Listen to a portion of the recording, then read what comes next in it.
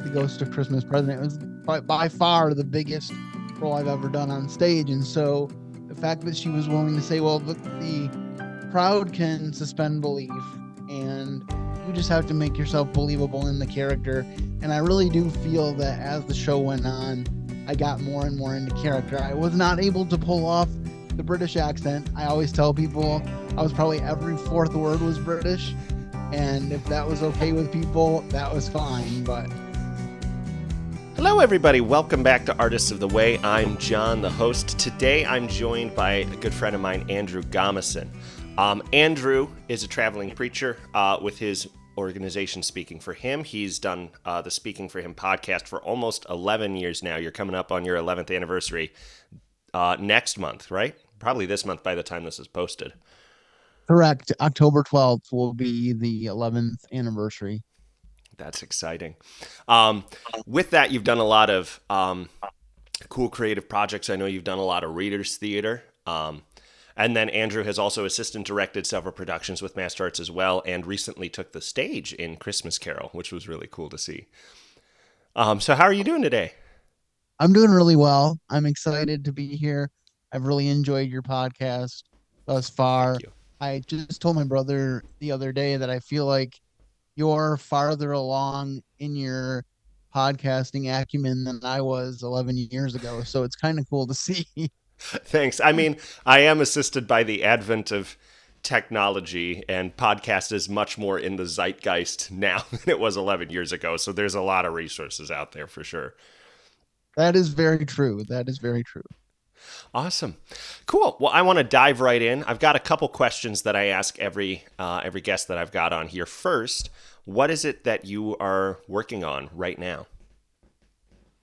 Well, right now I am continuously working on the podcast, and I'm actually in the process of writing a full length passion play that's kind of based on some of the monologues that I've done for my podcast. Mm-hmm. John is familiar, but for several Good Fridays, I've done one person monologues that gave a first person perspective on a major character from the Passion story. One time I did Simon of Cyrene, and our mutual friend Craig Apel did that role for me. And you played the Apostle John for me one year. I had a friend play Mary, Mother of Jesus, one year. So I've just had a lot of fun with those type of things, and I decided to take up the challenge of writing a full cast recording, a full cast play based on those monologues and the research that I did there, and hopefully be able to present it to Master Arts at a future time. Yeah, that's awesome. Cool. That's exciting. I'm excited to see because I really enjoyed when I did that. That narrative was really cool, and I've enjoyed listening to them. They've always been a cool, a unique artistic thing to kind of get you in the shoes of the people that are experiencing what was happening in the gospel time. So I feel like a wider show based on that could be really sweet, and would be great in a black box setting. So that would be awesome. Sweet. So as you're working on those things, or maybe as you're just intaking art, as we all do, what are some ways that God's been using art in your life right now? Well, I think some people will say, because I actually recently heard a clip from Vadi Bakum who was talking about Jesus and the portrayals of Jesus, and someone asked him, "Do you encourage your people to take down images of white Jesus?" Because there's this controversy that Jesus wasn't actually white, and so Mm-hmm. our portrayals of him fall short because he wasn't white. But actually, I don't think he was black either. So that's kind of an interesting conversation for another time. But the what I'm getting to is he said, well, I don't really think of images of a white Jesus or a black Jesus because I think any portrayal of Jesus is a violation of the second commandment. That's essentially what he said. And Mm-hmm. I don't think so because I think that God is the author of story, and I think Jesus used stories to teach lessons. And so Mm-hmm. I think we should portray him with humility. We should portray him with awe. We should be sure that we are being biblical about it. But I think showing him as flesh and bones on stage is actually a good thing and a great opportunity. Yeah. One of my friends who I've had on the podcast, John Taylor, graduate of Dallas Theological Seminary, he's very sharp theologically, and has a huge passion for like multi-ethnic ministry and things like that. Um, he really wants at some point in his office to like commission a painting of four different Jesuses across different ethnicities, because he and I both feel that there's a certain beauty in a culture being able to look at Jesus and take some ownership of, this is my Messiah, you know. Not to disrespect that he was obviously Israeli, he was a Jewish man, you know. So he was obviously Middle Eastern heritage, but the idea that people can look at Jesus and be like, yes, that's my Jesus, that's my savior who came to save me regardless of the ethnicity or the culture, I think is can be a really cool act of worship for cultures. So yeah, I think it's cool to see the ways people can kind of not reinterpret that, but I guess they're different perspectives on the Christ, you know? Yeah, definitely. I think that, as I said, I think it needs to be with regard and respect for the biblical source.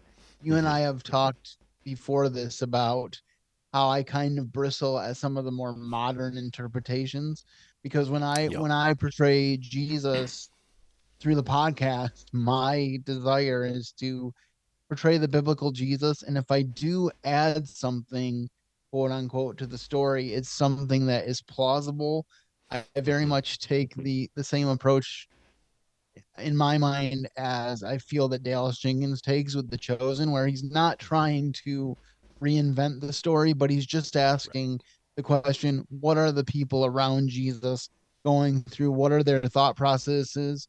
We know that Peter had a wife, for instance, because Mm-hmm. Jesus healed his mother in law. So, what Yep. was that husband and wife dynamic between Peter and his wife? And how might that have influenced his writing of Peter when he says, husbands, love your wives Mm-hmm. and give reference to them as onto the weaker vessel? Obviously, he was speaking from experience.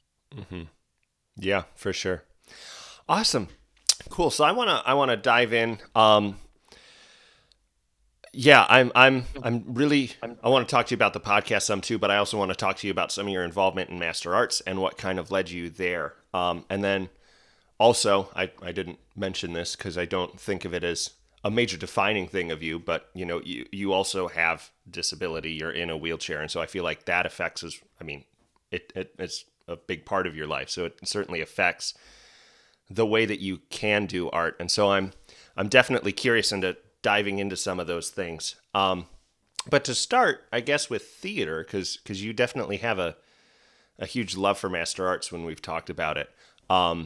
You've assistant directed several things, and again, we're able to be on stage in Christmas Carol, which was so fun.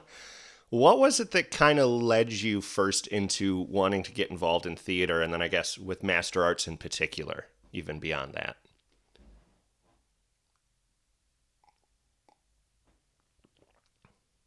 Well, what's interesting about that story is I've always had an actor's bug in me. From the time I was like 7, I thought, well, what I really want to do is I want to do commercials and I want to eventually star in my own sitcom. When I started watching Full House as a kid, I was like, about the third or fourth season, I was like, how cool would it be if I got to be on Full House and then became a series regular and Mm-hmm. got to hang out with all those wonderful people on that show? And Jodie Sweetin was one of my first crushes, TV crushes. So I always thought it'd be cool to hang out with Stephanie. But I just always have enjoyed the idea of acting. I went to Civic Theater as a kid to see several productions, and then I found out about their acting camp. So I went to the Civic Theater acting camp in 1992 and 1993. We discovered Master Arts actually in 2003. I guess my parents had known a little bit about them before that, but we discovered them as a family in 2003 because my brother Matthew um was asked to come out and fill a gap. They needed people for Pirates and Penzance. Mm, And I was actually talking to Brad Garnott when I went and saw Jane Eyre just this past weekend because he was in the first mm-hmm. production that I saw at Master Arts 20 years ago, and he was in Jane Eyre. Yep. So this September marked 20 years of being involved with Master Arts, and so far, Brad Garnott has bookended that experience for me, which I think is kind of awesome, actually, That's so to fun. think about.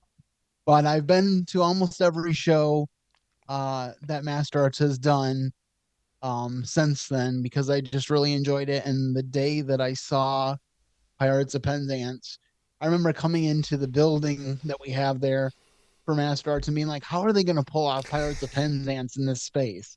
Because I'd already seen it at a college Mm-hmm. and it's a big show, but they did. And over and over and over, we asked that question, and over, we pull it off.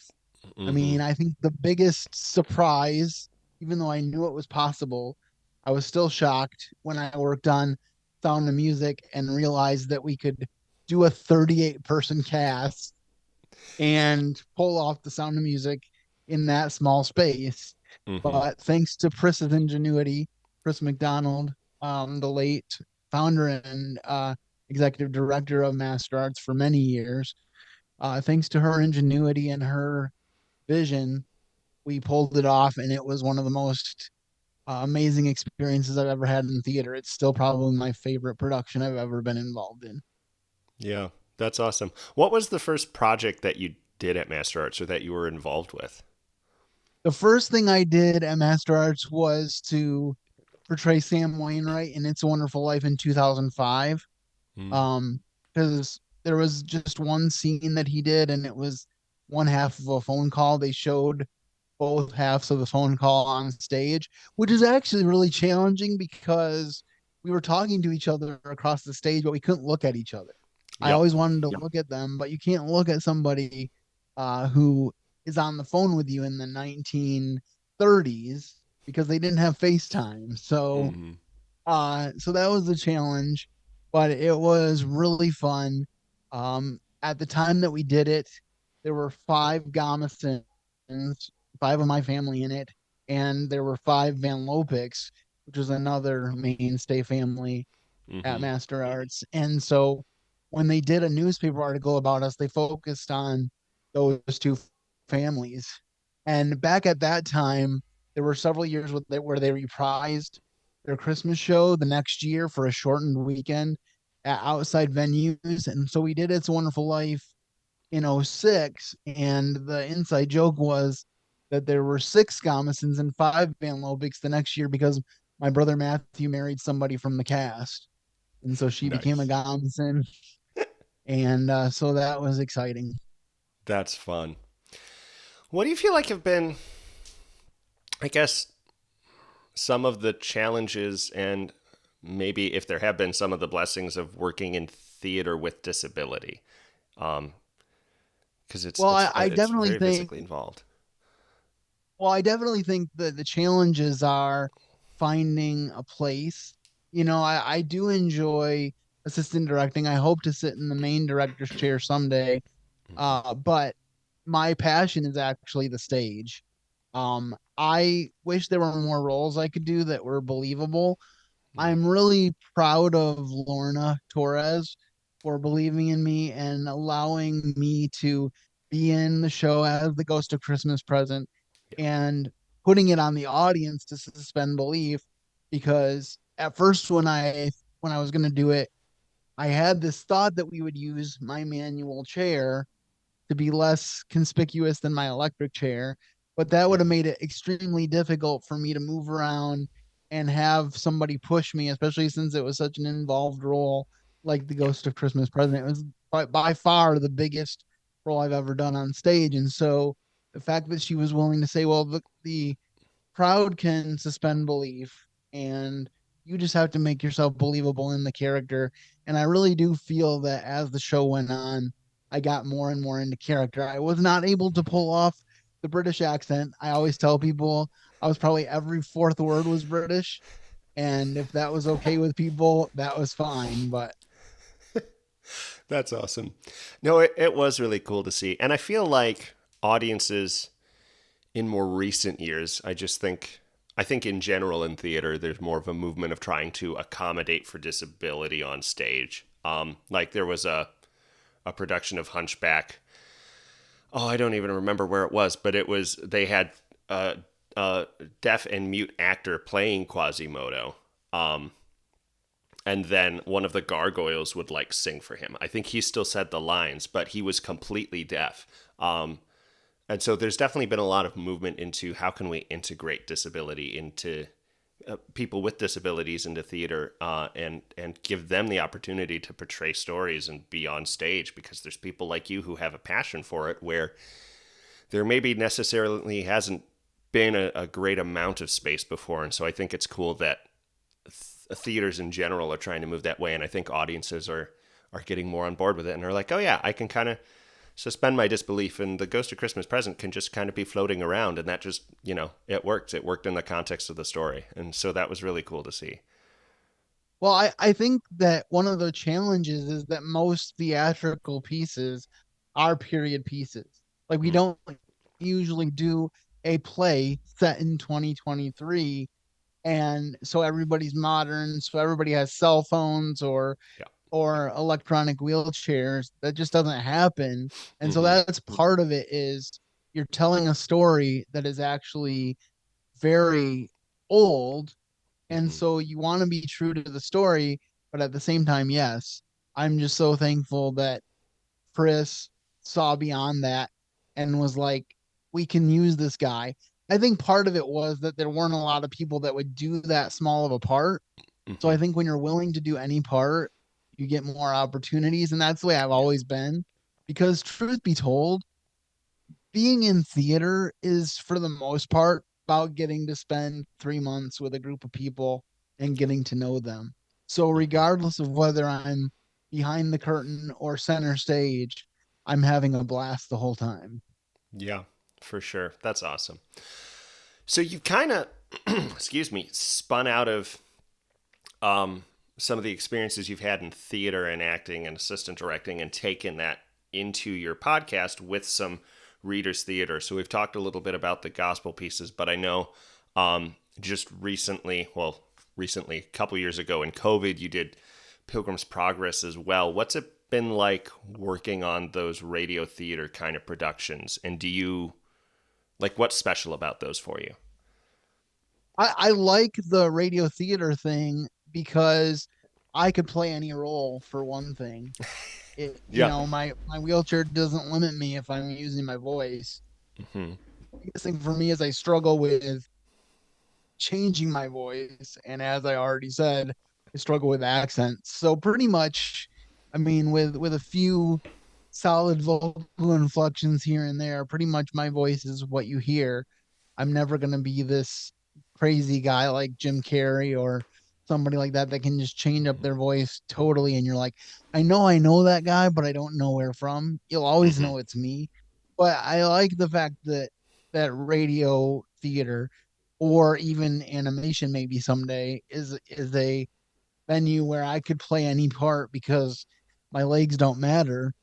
I think one of the cool things about Pilgrim's Progress was that I wanted to do it for like 5 years, Hmm. and I was thinking about doing it in the studio of JQ99 because for those who don't know, my first 7 years of podcasting were in a radio studio, and then every time we started to think about scheduling the times so I could recruit actors, then it got pushed off.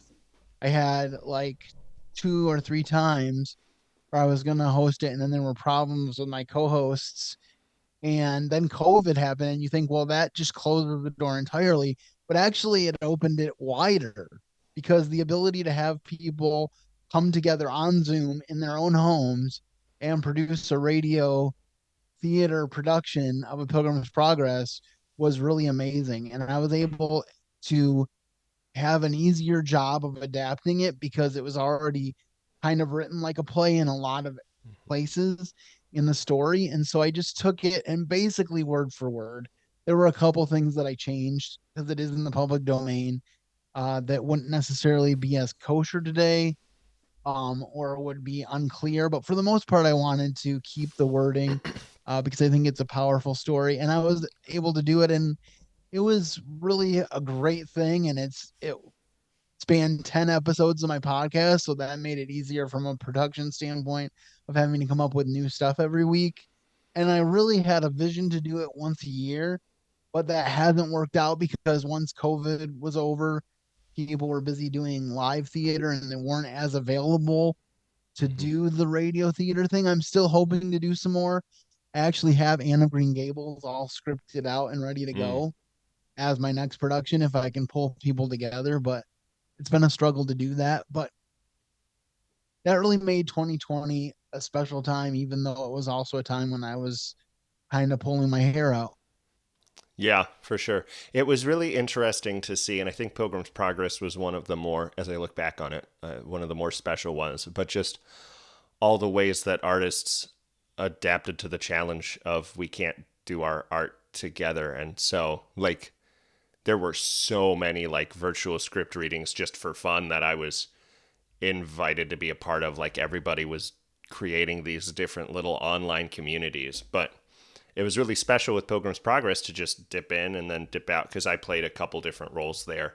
Um, and I think I was probably only in like half the episodes, but it was cool to dip in and dip out and be a part of the broader project that was also like accomplishing something. We weren't just doing it for our own enjoyment of it, like a lot of the COVID production things.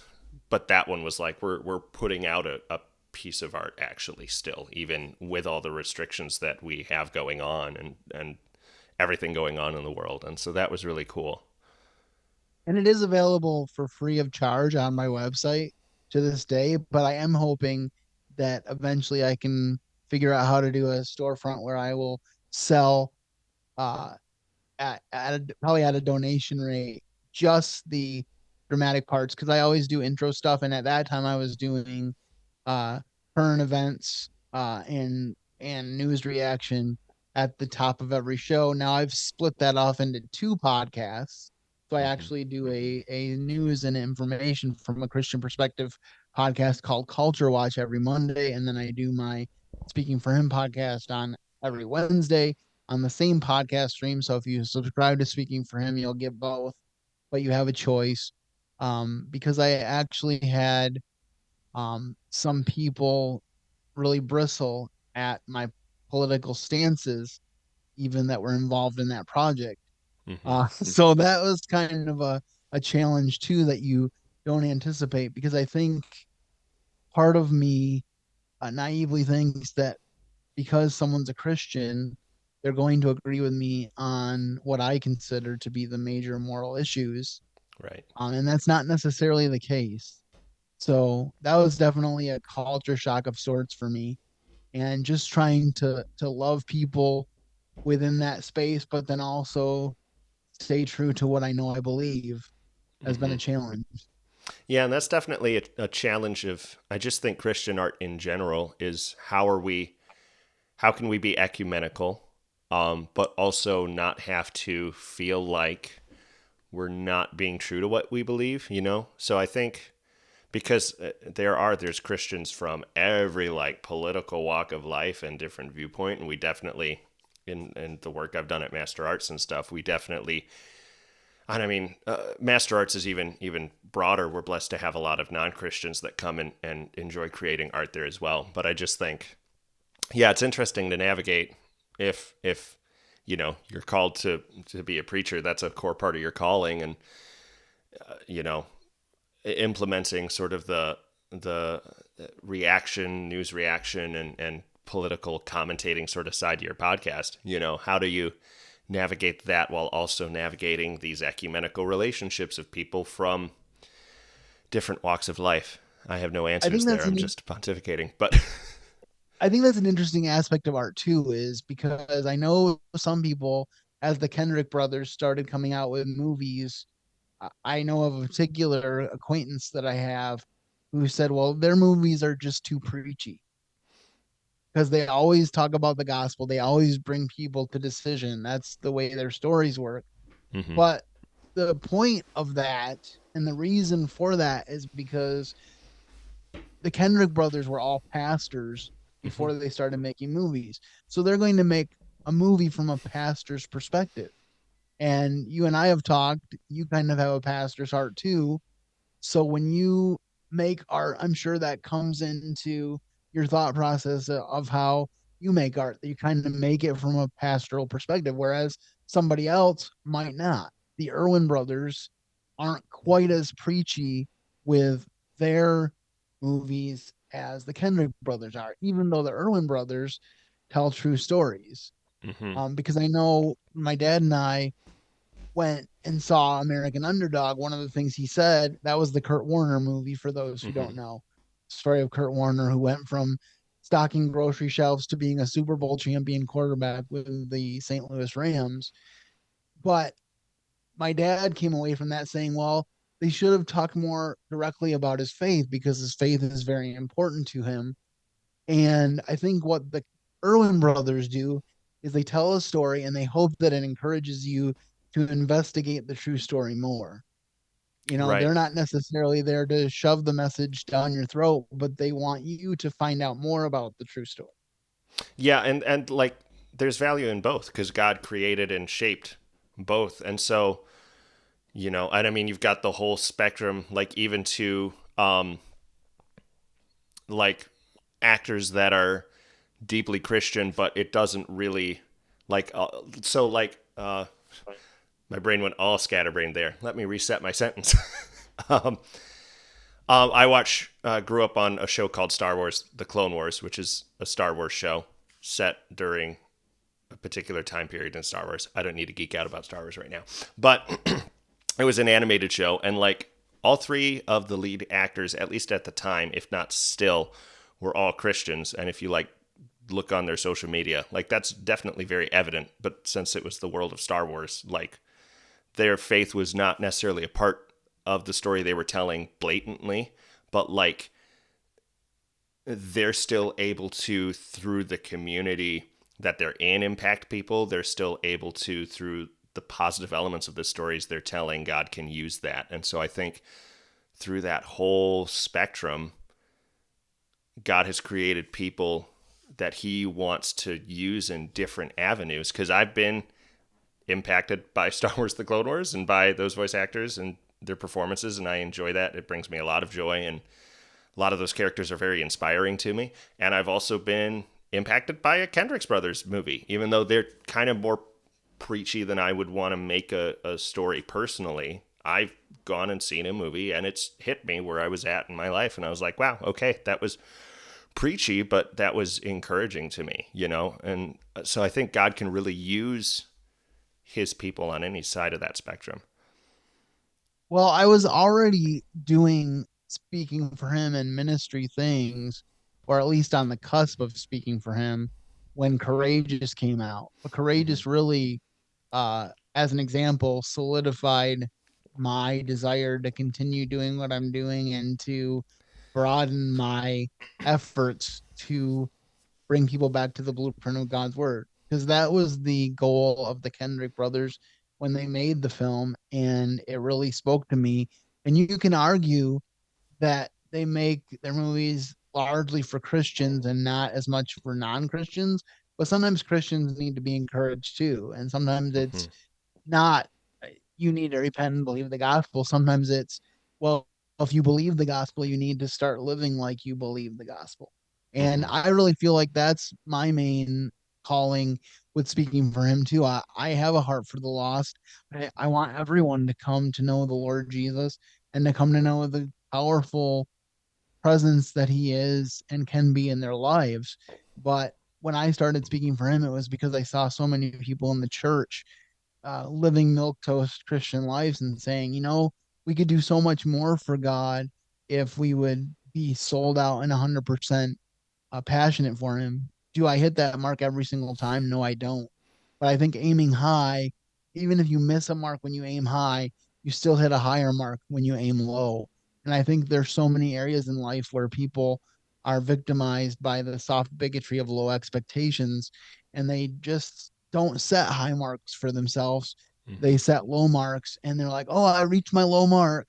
I'm not going to go any further, but we need to be better. Yeah, no, I totally agree. And there's great value in that. And I think there's a lot of people that would, and I mean, I'm guilty of this. I mock like the stereotypical Christian movie because there are some very bad ones that try and be preachy and are just not well done in any sense, just because they're bad movies. But I think there's value for us as an audience and as artists who can get really passionate about things to take a step back and be like, okay, well, that person does have that particular calling to that particular group of people to this particular theme. And that's what God's placed in them. And if that's where God has them, even if that's their sort of realm and it's not where I would necessarily go, I can be grateful and glad that they're functioning well in that lane, even if it's not what I'm interested in, even if aesthetically it's not something that I would even necessarily enjoy. I can see the good that it's doing and say, okay, that's not for me necessarily, but God has them working well in the lane He has them in. And so I'm happy for them and praise God for that. Well, that brings up an interesting point too, and that is, I think, with particularly the Pureflix God's Not Dead franchise. I saw the latest one, God's Not Dead, We the People, and I was like, this is a powerful movie, but I feel like it would be even more powerful if it wasn't part of the God's Not Dead franchise. Because trying to squeeze in the same pastor character and a couple other characters just to tie it in, I feel like it made it a weaker film. And whenever they come out with a God's Not Dead movie, the first thought in my mind is, we know God's not dead. Why do you keep telling us that? And so I think that there's something to be said for making a movie with a powerful story, but not having to tie it into another franchise. Well, and that's can be even a entertainment industry wide issue of everything is trying to franchise. At least in the film world, I feel like it's very rare to get like a just really original idea that people latch onto. But that's what audiences want. I think that's why Barbie and Oppenheimer did so well, which granted Barbie's a franchise, but like it was just an original movie that wasn't didn't have to come with baggage that people were able to just step into, enjoy a story and then step out of.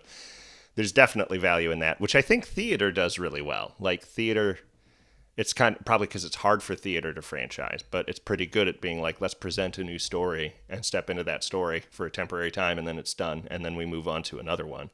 But I think film struggles Yeah, to do that. there's only a couple theatrical places where there actually are sequels. I know there's three Sanders Family plays, Hmm. and there's actually um, a play that Nate and Ellie Knobloch, who were Yep. on the show, they did last year, that they're going to continue that story in another Hmm. play. So there's a couple of them, but for the most part, you're right. Plays are kind Hmm. of a one and done. And if there is a book series, they will do like one movie or one play that's based on the whole series, like they did Hmm. with At Home in Midford, which was a bit of Yep. a stretch and a little hard to watch for that reason, even though I did like it. But then there's also like the Chronicles of Narnia, where they basically everybody shows the Lion, the Witch, and the Wardrobe, and not very many people have staged the other ones. Hmm. So I find that very interesting about theater. Yeah, and I feel like when there's a sequel in theater, with the exception of the sequel to Phantom of the Opera, because I think that's creatively bankrupt. But I didn't even know any there other was time, one, so this could be oh, it's another discussion. my brother likes it, so I shouldn't speak too poorly of it. But he also doesn't listen to the podcast, so I could bash it and it'd be fine. But it So undoes a lot of the story. I did feel. Andrew Lloyd Webber write another musical, He or did. He did. It's not good. It undoes a lot of the original one, and I think it was just made to make money. But that's a conversation for another time. Outside of that one, I feel like when sequels Well, it's happen. interesting that you mentioned that because I was just talking to my brother last night about whether anybody had ever made a movie out of the book that wasn't a Hmm. music because it is a book Mm-hmm. musical's based on, which I've never read, by the way. I'm not gonna sit here and say that I read it. Yep. My brother Matthew was in a non-musical play production of it, which Mm-hmm. was pretty interesting. I And I feel love like the there was music. some. I love the musical, but I Mm-hmm. feel like there'd be more chance for the storytelling if you did one that was a non-music. Yeah, I feel like there were some classic movies about it, like back in the 20s when, or 20s and 30s when there was all the like big Universal movie monsters and all that. I feel like that was one of them, but I can't remember for sure. But yeah, I do feel like usually play sequels are done like for the art of the thing. Like they have a story they want to continue, which I think is cool because theater just in general doesn't usually make money. So it's more for the art of it. Well, another sequel on the do not watch list, which I haven't watched, but my uncle told me absolutely do not watch this, is Hamlet 2. Oh no. I've heard it's very irreverent and just played comedically. Obviously, everybody died in Hamlet, so the only way you're Right. going to have is to play it comedically, but it is an actual movie. Oh no. I'm like, how do you even continue that story? Oh, goodness. Hey, friends, I hope you're enjoying today's episode. I just wanted to take a second to share with you guys the exciting project that's in the works here at Artists of the Way. We're going to be staging a production of Godspell in 2024. Godspell is a musical based on the Gospel of Matthew. The script is comprised mostly of excerpts from the Gospel of Matthew, and the songs are mostly old hymns or straight scripture, which has been recomposed into kind of a rock musical theater style song. It's a wonderful show. I grew up on it. It's been a passion project of mine to direct for 5 years, and I'm so excited to tackle it. If you want to know more about that, you can visit our website, artistsoftheway.com, and visit our Godspell page. There you'll be able to find show details and information on fundraising if you're interested in helping support the production. If you want to stay up to date with everything regarding Godspell or our podcast, sign up for our email newsletter.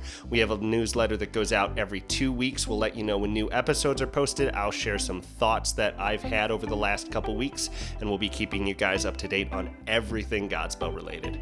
Thanks. Enjoy the rest of the show. I'm curious, kind of looking at your faith life and touching again on the topic of disability. What are some ways you feel like your disability has impacted your relationship with God and your spiritual life in some negative ways and maybe in some positive ways that He's used that to your benefit? Well, it started out very negative. And by that I mean I was raised in a Christian home. My parents always told me that God do, does things for a purpose. They knew that God had a special plan for my life. They told me that from a very young age. I remember one time my mom pointed out the scripture in Deuteronomy that talked about how the firstborn are to be dedicated to the Lord. And she said, I take that seriously. I dedicated you to the Lord. I believe that you're going to do marvelous things for him. And so that was the upbringing that I had, which was good. And I came to know the Lord personally right before my fifth birthday because my great grandfather died. And I asked my mom, I said, did he go to heaven? And she said, I don't know.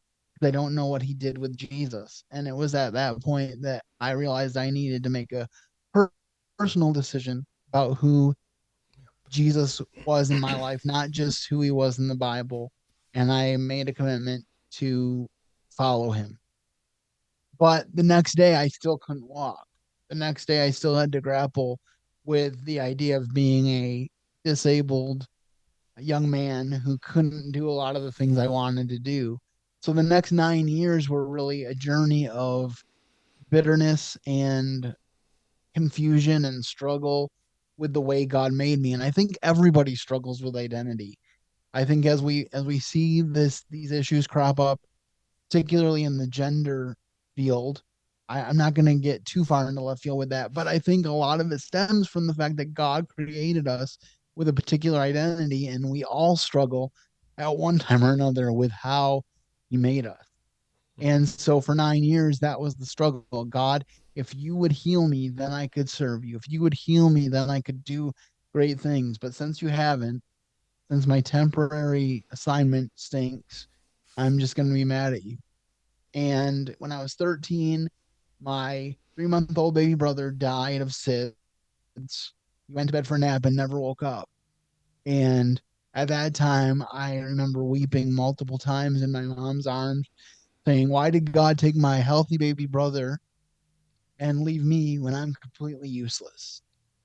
That was my perspective on my life, was that I was completely useless. And so what followed was a really bad year for me where I was angry at God. I never walked away from God. I really struggle with people who say that they totally walked away from God or failed to see that God existed, because I feel like when God does a work in your spirit, you can't truly walk away from him. But I was definitely mad at him. But I was arguing with him a lot. So you can't argue with someone that you don't believe in. Hmm. So, but that was my journey. And when I was 14, about a year later, I went to a conference, and one of the sessions was on 10 things you can't change about yourself. And one of those was the way you're made physically. And I was just faced between the eyes with this idea that God made me for a purpose, and I have to be thankful for my disability because it was God's plan for me. And it was at that point that I committed to getting off the throne of my life and letting God take full control. And again, it's not an issue of being perfect from that point forward, but it's definitely the the day that the mission was set in my heart to lead people closer to Jesus. My parents always told us that they gave us names to live up to, and the first passage that you see with Andrew is him running along the beach and going to find Peter and saying, "We found the Messiah." And so that is really, in a nutshell, my desire, as I do speaking for him, is to let people know we found the Messiah and he loves you and he wants to have a close, intimate relationship with you. I still struggle. I still have bad days. Yeah. Um, Particularly, it's been a struggle for me being 44 and being still single. Um, I kind of half joke about it, but I'm also serious that I kind of thought that by this point I would have a minivan with at least, you know, two booster seats and a car seat in the back Yeah. and a wife that I could share my ministry with. I'm still praying for her. I know that she's out there somewhere. But so I still struggle with that because I see other people having successful relationships, and I know it's not easy. I know that there's a lot of struggles in relationships. I know that relationships sometimes end horribly. But I also believe that God intended for marriage to be a picture of Christ and his church. And I am trying to encourage as many married couples as I can while I'm single to continue to maintain that goal, to realize that they made a commitment to each other, but more so to God. And I take that very seriously, especially when I go to a wedding, because for instance, in your case, I was there when you made your commitment to your wife. So if I notice anything going on, I probably won't be afraid to call you on it. And I won't, I will always do it in love, but I am not afraid to say tough things. And I always hope that I have friends that aren't afraid to say tough things back. So that that's my story. You know, God has been faithful.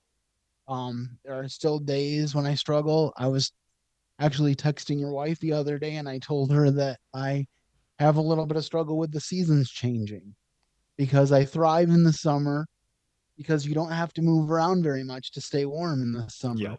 But then the late fall and the winter comes in and it can be a real struggle for me to stay warm and Hmm. to stay not depressed.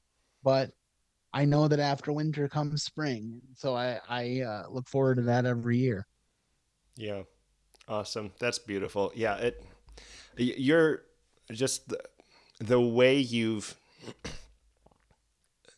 what's the word? I don't know. Tackled the struggle, I suppose. Just the way you still do life and the way that you've continued to live out a calling that God has for you and made space to do the things that you're passionate about, including theater and in what you've built with the podcast and with speaking for him is just I think so beautiful to see and inspiring to see. And I just love to see that you're able to so successfully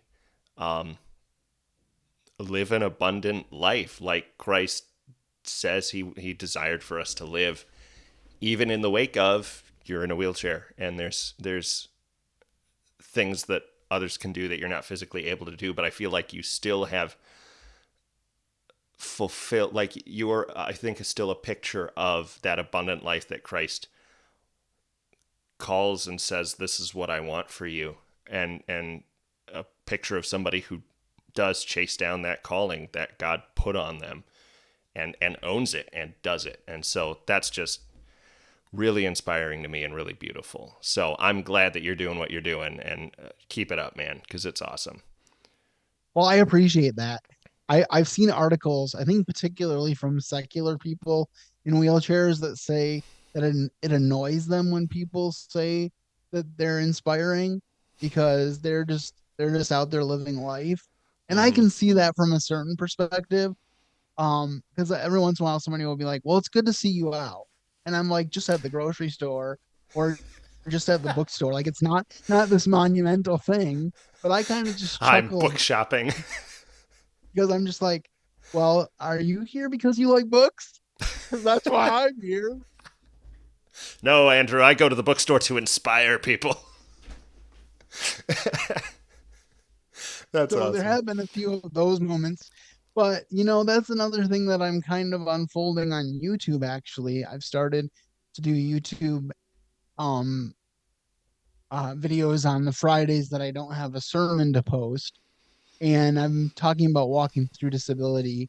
The newest video that I just posted yesterday on my Speaking for Him YouTube channel is about parking and the adventures that I've had there, which is something that a lot of people probably don't consider. But I've had some really interesting experiences trying to find a decent parking spot, especially after I got my latest vehicle because the ramp is really, really long. Oh, yikes. And then you've got like the ones that have like the little narrow handicap section. Yeah. Yeah, as a matter of fact, we usually try to get to Master Arts Plays, for example, really early because there's really only like one space in the winter that I can use. Yeah. When it's nice weather, I can park in the back of the parking lot and it doesn't bother me. But Mm-hmm. when it's winter, you have to get close. Yeah, for sure. Awesome. Well, this has been lovely. We're getting close to wrapping up here, so I'm going to ask you our final question. Um, what resources would you recommend to people who are wanting to grow in their faith or grow as artists or grow as both of those together? Well, I think I would definitely recommend uh just going to like sermon.net and listening to sermons Hmm. there of a variety of different people. Also, I'm trying to think of what the other one is called, but there's several different places where you can listen to sermons, and I really like the fact that you can uh, do that at any time of the day or night. It's never been easier to grow your Christian faith that way. I think that C.S. Lewis is a really inspiring guy, and I really like his material. I had the opportunity to go see a one act play of his further out and further in Hmm. this past summer at the DeVos place, and it was really well done. Max McLean does these one act one person shows where he plays C.S. Lewis, and there's a lot of Yep. richness in C.S. Lewis. Um, and I really appreciate him. I appreciate Charles Spurgeon. He's a good person to look up as far as growing your faith. As far as acting resources, I don't really have a whole lot on that scale, but I will say that the play John His Story by Jeanette Cliff George is one of my favorites, and I've seen it a couple times at Master Arts, and it's always very powerful. Again, it's telling the stories from the Bible from a fresh perspective, usually from the audience perspective of what they're going through when they are observing the things that Jesus did. And I just think that's a really powerful thing. Um, I really like if you want something fun, but also to challenge your faith, I would say that if you look up the Wally Show podcast, Wally is a morning show host out of Nashville, Tennessee. And he is very funny, but they also have serious conversations about faith issues, and they also really try to help people walk through difficult things. So I really like that podcast. And I do periodically do podcast episodes about my favorite podcasts. So that's another topic that you can look up when you are looking through my podcasts. And I will say that on my uh, audio storage site, you can pull down the sort options and find the series list, and you'll find a bunch of series there. And one of them is my Good Friday shows. So you can just go right to those and hear John and many other friends bringing Good Friday to life. So uh, I haven't really read a whole lot of books about acting or art, but maybe I should read more. I need to get on your resources page There we so I go. can those so I can have a recommendation next time. Yeah. There we go. Awesome. Andrew, this has been super great. If people want to find out more about you or your podcast, where should they go? Uh, the best place to go is my website, speakingforhim.com. That's speaking the number for him.com. You can go to my YouTube channel at speaking the number for him on YouTube, and please subscribe. As I said, I'll probably be posting videos 2 or 3 times a month, and I really want to grow that subscriber base. So give it a watch. And I always appreciate feedback too. This is something that, as a podcaster and as a content creator, I don't get a whole lot of feedback. But I really, I know people are listening. So if you are listening, don't be afraid to actually give some feedback. I'm sure John feels the same way Yes. about artists in the way. Yep. Awesome. Well, thank you so much for coming on, Andrew. This has just been a lovely discussion. Thank you so much. I appreciate it, John. I am always up to be on the podcast. That's for sure. Awesome.